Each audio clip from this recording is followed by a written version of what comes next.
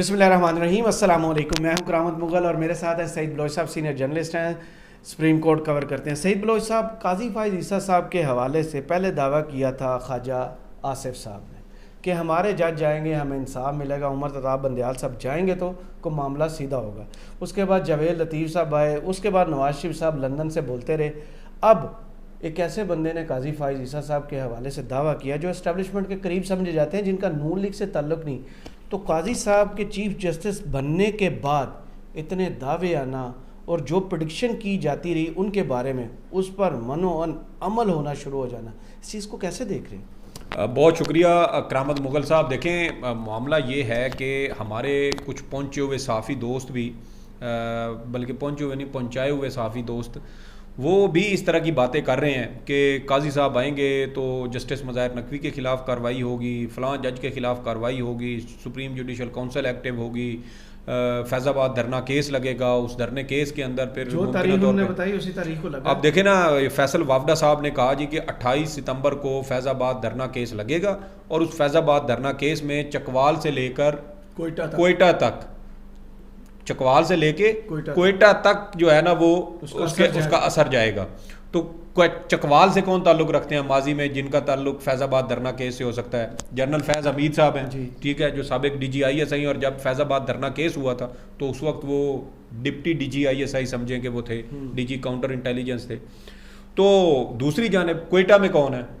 General Asif Ghafoor साहब, core commander northern areas जो है ना, Quetta northern areas, northern command उसको कहते हैं, कोयटा सदरन कहते थे, अब कोयटा कर दिया उसको। जी जी, कोयटा कर दें हम जी, कोर कमांडर कोयटा है। साबिक DG ISPR भी हैं। 2016 से लेके 2019 तक उनका टेन्योर था। 5th जनरेशन वारफेयर के वो समझे कि खालिक हैं, मास्टरमाइंड तो वैसे मुनासिब लफ्ज़ नहीं है, खालिक हैं।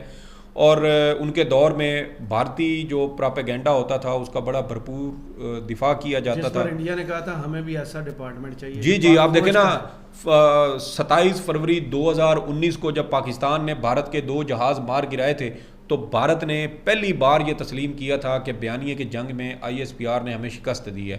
उसके बाद फिर भारत के अंदर भी ये गुफ्तगू शुरू हुई, ये बहस शुरू हुई कि भारत की जो मुसल्लह अफवाज हैं उनके पास भी ISPR की तर्ज का एक इदारा होना चाहिए जो स्टेट लेवल पर बयानियाँ बना सके। और वो तमाम तर जो चीज़ें थीं वो करने वाले कौन थे? जनरल आसिफ गफूर साहब थे।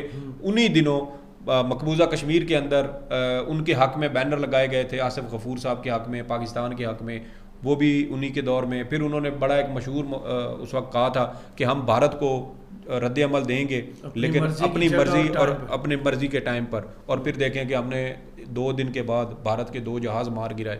तो ये वो सारी चीज़ें हैं। कलभूषण की शक्ल, जी जी, कलभूषण की शक्ल में, कलभूषण नहीं, अभिनंदन साहब को हमने जिंदा पकड़ा, उनके पायलट को सबूत पड़ा हुआ है, लेकिन जी जी।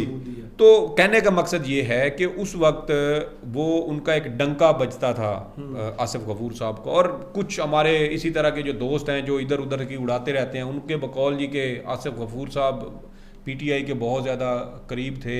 ये जनरल फैज़ हमीद के माइंड सेट के शख्स हैं और उन्हीं के हम ख्याल हैं। तो कहने का उनका मकसद ये है कि अब जो जैसा कि वो फैसल वावडा साहब ने कहा कि चकवाल से कोयटा तक का असर महसूस किया जाएगा। अब सवाल ये पैदा होता है, फ़र्ज़ करें उन्होंने कहा जी 28 सितंबर को केस समाअत के लिए मुकर्रर होगा, 28 सितंबर को केस समाअत के लिए मुकर्रर हुआ। उन्होंने कहा जी कि फैज़ाबाद से उसका चकवाल से लेके कोयटा तक उसका असर जाएगा। अगरचे वो चीज़ उस पहली समाअत में नहीं हुई, एक जो 2 समातें हुई उसमें वो नहीं हो सकी, लेकिन उसके अंदर ये चीज़ें ज़रूर सामने आई हैं कि चीफ जस्टिस काजी फाइज ईसा ने पूछा था कि वो कौन सी शख्सियत है जिसके कहने पर पहले दरखास्तें दायर की गई, बाद में नज़रसानी दरखास्तें वापस ली गई। तो अब यहाँ पे सवाल ये पैदा होता है कि वो जो खुरा है फैज़ाबाद धरने केस का, वो कैसे आगे बढ़ाया जाएगा। और नून लीग तो पहले ये चाहती है कि ये फैज़ हमीद साहब के ख़िलाफ़ किसी किस्म की कोई कार्रवाई हो, हमारे हाथ में बयानियाँ आ जाए। अगरचा वो लड़ाई झगड़े वाली जो सूरत हाल है उससे पीछे हट चुके हैं, लेकिन ये बात बहरहाल अपनी जगह पे मौजूद है कि अगर सुप्रीम कोर्ट से जनरल फैज़ हमीद के ख़िलाफ़ किसी किस्म की कार्रवाई का इंदिया दिया जाता है तो नून लीग एक बार फिर ये ज़रूर कहेगी कि देखें जी हमारी बात दुरुस्त साबित हुई, मास्टरमाइंड ये लोग खुद थे। लेकिन अगर सुप्रीम कोर्ट में इन तमाम चीज़ों की इंडिपेंडेंट कहीं से कार्रवाई करवाती तो ये बात साबित होती कि फैज़ाबाद धरना के पीछे दर हकीकत नवाज शरीफ साहब के अपने भाई और उनकी अपनी जमात के लोग भी थे।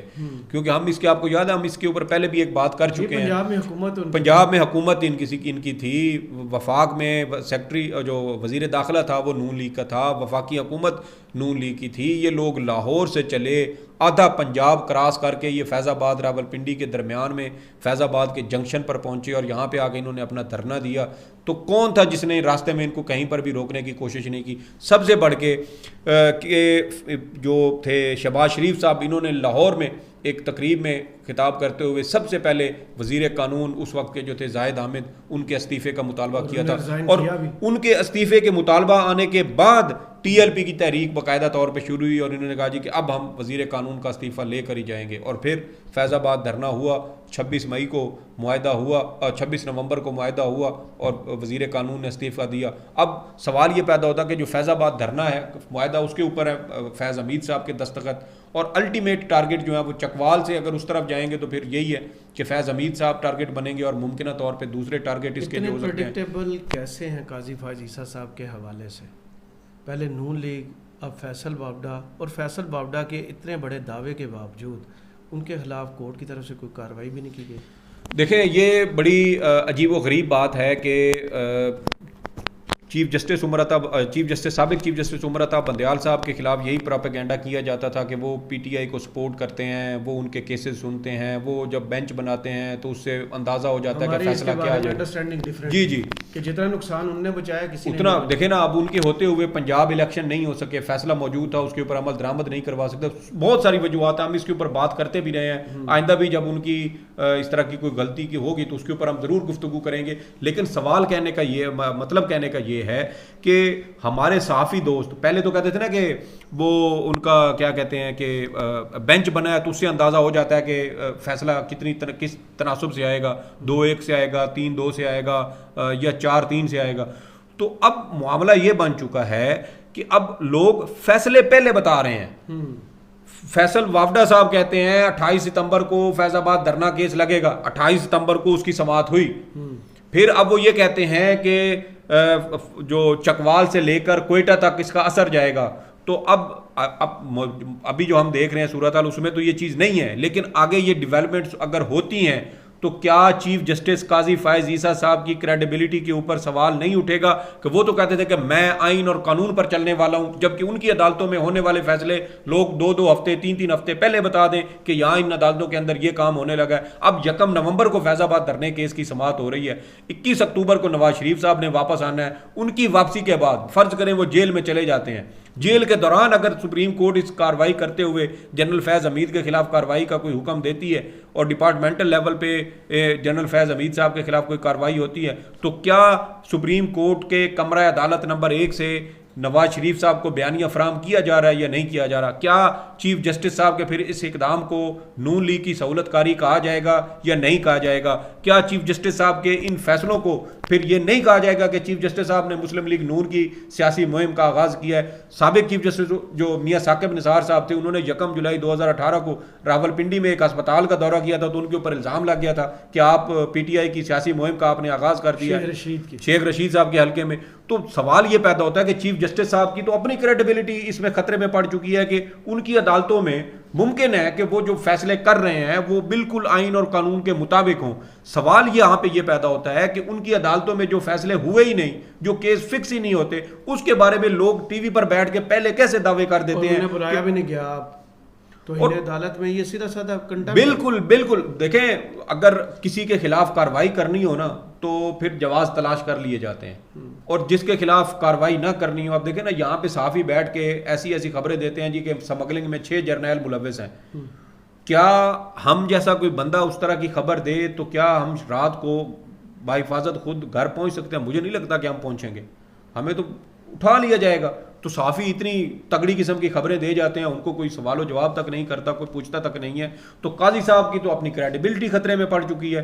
उनकी अदालतों में जो मुकदमात फिक्स ही नहीं हुए होते उसके बारे में लोग टीवी के ऊपर पहले फैसले बता रहे होते हैं। लोग पहले बता देते हैं कि जस्टिस मुज़ाहिर नकवी जो है उनका बचना मुश्किल है, सुप्रीम जुडिशल काउंसिल में उनके खिलाफ कार्रवाई होगी। और भाई होगी, मान लेते हैं, आपको किसने कहा है कि ये चीज़ें जो है ये होनी है? इसका मतलब ये है कि सुप्रीम कोर्ट के फैसले आज़ादाना तौर पर नहीं हो रहे। चीफ जस्टिस साहब के ऊपर उंगलियां उठेंगी अगर ये इसी तरीके से चीज़ें चलती रहीं, और अगर चीफ जस्टिस साहब समझते हैं कि वो आइन और कानून के मुताबिक फैसले कर रहे हैं तो फिर उनको इस तरह टीवी के ऊपर आकर सोशल मीडिया के ऊपर इस तरह के दावे करने वालों के खिलाफ जो है वो उनको समझाना पड़ेगा, उनके खिलाफ कार्रवाई करनी पड़ेगी कि भाई आप कौन होते हैं मेरी अदालत के बारे में इस तरह की पेश गोइयां करने वाले और इस तरह के दावे करने वाले। हो सकता है कि चीफ जस्टिस साहब आइन और कानून के मुताबिक फैसले करें, लेकिन अगर वो हू बहू उसी तरह हुए जिस तरह के दावे पहले किए जाते हैं, खबरें दी जाती हैं, तो फिर इसका मतलब ये है कि वो फैसले अदालत में नहीं हुए, कहीं और हुए और वहाँ से फैसले इधर पहुँचाए गए हैं। सही, चलें, बहुत शुक्रिया सईद बलोच साहब, आपके तजिए का कमेंट्स बॉक्स में ज़रूर बताइएगा। ये वीडियो आपको कैसी लगी, इजाज़त दीजिए, अल्लाह हाफिज़।